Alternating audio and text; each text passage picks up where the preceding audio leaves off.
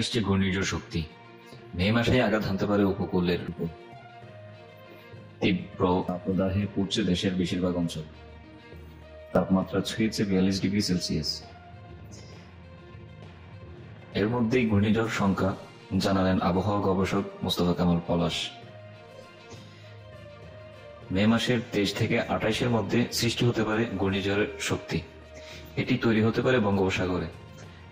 এই নামটি দিয়েছে শ্রীলঙ্কা। আঘাত হানতে পারে 24 থেকে 26 মের মধ্যে। সম্ভাব্য অঞ্চল ভারতের উড়িষ্যা উপকূল, বাংলাদেশের চট্টগ্রাম উপকূল। তবে বেশি ঝুঁকিতে রয়েছে ভারতের পশ্চিমবঙ্গ, বাংলাদেশের খুলনা অঞ্চল। আবহাওয়া ও অধিদপ্তর পূর্বাভাস ও সতর্কতা, মে মাসে 1 থেকে 3টি লঘুচাপ সৃষ্টি হতে পারে। এর মধ্যে 1 থেকে 2টি ঘূর্ণিঝড়ের রূপ নিতে পারে। উপকূলীয় জনগণকে সতর্ক থাকার আহ্বান ও ঘূর্ণিঝড় সম্পর্কে নিয়মিত